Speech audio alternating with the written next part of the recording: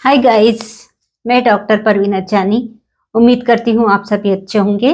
YouTube channel पर आपका बहुत बहुत स्वागत है। आज हम बात करेंगे एक बहुत ही इम्पोर्टेंट टॉपिक पर, राइटर्स क्रैम्प। राइटर्स क्रैम्प आपने सुना होगा, इसे फोकल डिस्टोनिया भी कहते हैं।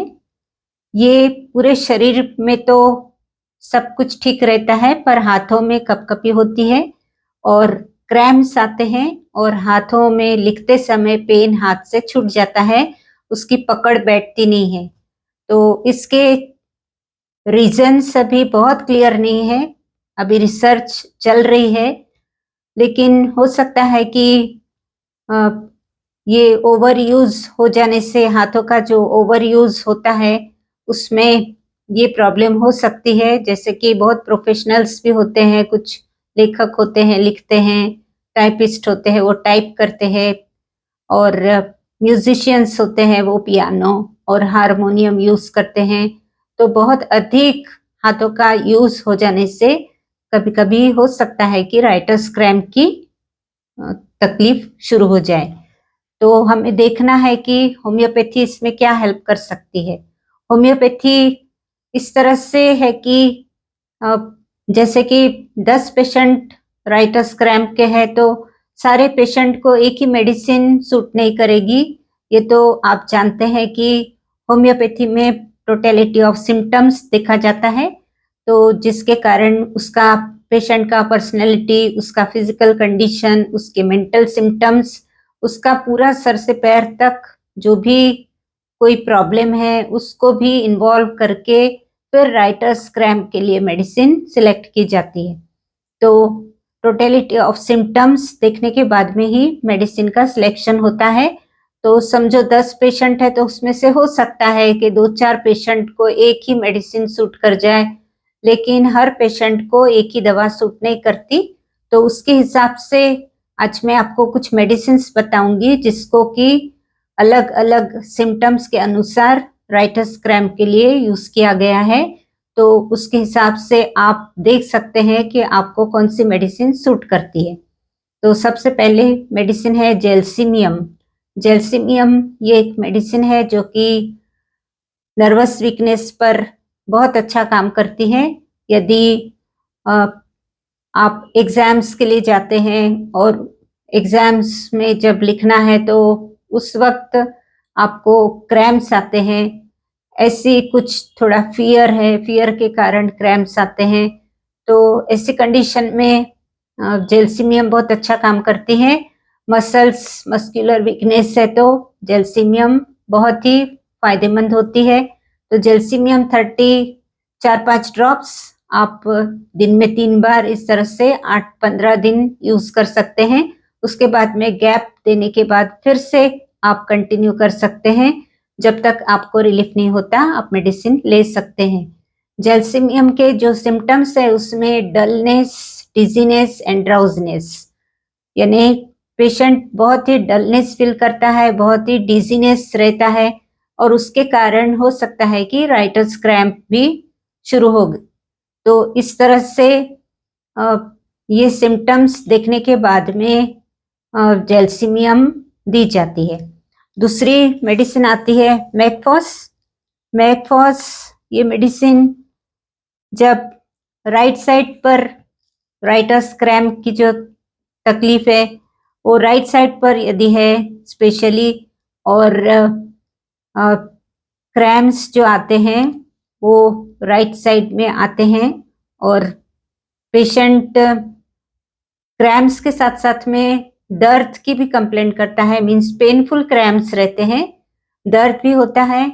और आराम कब मिलता है, जबकि पेशेंट वो प्रेशर देता है, हाथों को यदि दबाता है, प्रेशर देता है, तो क्रैम्प्स कम हो जाते हैं। या फिर गरम सेक देता है या गरम पानी में हाथ रखता है तो उससे उसको आराम मिलता है। तो इस तरह का यदि पेशेंट है तो मैकफॉस बहुत अच्छा काम करती है। मैकफॉस भी आपको 30 पोटेंसी में 4-5 ड्रॉप्स दिन में 3 बार इस तरह से 15 दिन तक कंटिन्यूअस ले सकते हैं, उसके बाद भी आगे रिपीट कर सकते हैं। मैकफॉस होने के बाद में साइलिशिया तीसरी मेडिसिन है। साइलिशिया का जो पेशेंट होता है वो राइटर्स क्रैम्प, उसका क्या कारण होता है कि उसे हाथों में बहुत पसीना आता है, इतना ज्यादा कि रुमाल से बार बार हाथों को पोंछना पड़ता है, इतना ज्यादा स्वेटिंग होता है, पर्सपिरेशन रहता है कि वो उसके हाथ गीले ही रहते हैं दोनों, और वो गीले हाथों के कारण से उसे पेन पकड़ने में बड़ी परेशानी होती है और वो लिख नहीं पाता। ऐसी यदि सिचुएशन है तो सिलिशिया बहुत अच्छा काम करती है। सिलिशिया के बाद में आता है कालीफॉस। कालीफॉस तो आप जानते ही है, बहुत ही नसों पर काम करती है और फिजिकली और मेंटली बॉडी को रिलैक्स करती है। तो यदि कुछ स्ट्रेस है और स्ट्रेस के कारण क्रैम्प्स आ रहे हैं हाथों में, और सिग्नेचर भी करते नहीं बनता है, और बहुत ही मानसिक तनाव में पेशेंट रहता है, तो एंजाइटी रहती है और उसकी वजह से राइटर्स क्रैम्प की कंप्लेंट करता है तो कालीफॉस आप 4-5 ड्रॉप्स दिन में 3 बार इस तरह से ये भी 15 दिन तक दे सकते हैं। कैलिफॉस के बाद में मेडिसिन आती है स्टेनम मेटेलिकम। स्टेनम मेटेलिकम यह मेडिसिन ओवर यूज जब होता है हाथों का, मीन्स जैसे पियानो है, हारमोनियम है, टाइपराइटिंग है, तो ऐसे में हाथों का बहुत अधिक यूज हो रहा है, ओवर यूज हो रहा है, तो ऐसी सिचुएशन में स्टेनम मेट दी जाती है। स्टेनम मेट के जो पेशेंट होते हैं उन्हें बहुत ही एक झटका सा आता है और पेन हाथ से छूट जाता है। इस तरह की यदि वो कंप्लेंट करता है या फिर पियानो बजाते बजाते कुछ झटका सा आता है, तो इस तरह से हो जाने पर स्टेनम मेट बहुत अच्छा काम करती है। ये सारी मेडिसिन आप 30 पावर में ही लेना है। और उसके बाद में आती है मेडिसिन अर्जेंटम मेटेलिकम। ये लेफ्ट साइड पर काम करती है और लेफ्ट साइड पर काम करने के अलावा कुछ इमेसिएशन होता है, मीन्स कुछ वीकनेस भी रहता है हाथों में, बहुत ही वीकनेस दिखाई देता है उंगलियों में, हाथों में। और लेफ्ट साइड का यदि कंप्लेंट करता है पेशेंट तो अर्जेंटम मेटेलिकम दी जाती है। और लास्ट मेडिसिन है क्यूप्रम मेटेलिकम। क्यूप्रम मेटेलिकम में हिस्ट्री होती है इपिलेप्सी की, मीन्स यदि पेशेंट बचपन से ही इपिलेप्सी के अटैक्स आते हैं उसे, और फिर बड़ा होकर जब वो स्कूल जाता है या फिर कॉलेज में जाता है तो कभी न कभी उसे राइटर्स क्रैम्प की तकलीफ शुरू हो जाती है। तो यदि इपिलेप्सी की हिस्ट्री है तो ऐसी सिचुएशन में आप क्यूप्रम मेटेलिकम उसे दे सकते हैं।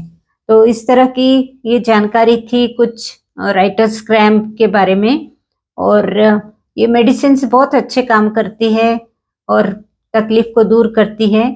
तो आप या तो मेडिकल स्टोर से लाकर आप घर पर ले सकते हैं, या फिर बेहतर होगा कि आप कोई नज़दीक पास के डॉक्टर से जाकर कंसल्ट करें, उससे अपनी प्रॉब्लम बताने के बाद में कुछ डिसाइड करें कि क्या मैं ये मेडिसिन ले सकता हूँ क्या। तो इस तरह से भी आपके टोटलिटी ऑफ सिम्टम्स देखने के बाद में डॉक्टर डिसाइड करेगा कि आपके लिए कौन सी दवा परफेक्ट है। तो इस तरह से ये जानकारी मैंने आपको दी, तो उम्मीद करती हूँ कि ये जानकारी आपको अच्छी लगी होंगी। चैनल पर नए हैं तो चैनल को प्लीज़ सब्सक्राइब कर लीजिए और वीडियो को शेयर कीजिए फैमिली फ्रेंड्स में, वीडियो को लाइक कीजिए, कमेंट भी कीजिए। और मिलते हैं फिर मेरे अगली वीडियो के साथ में। तब तक के लिए ध्यान रखिए आप अपना और अपनों का भी। धन्यवाद।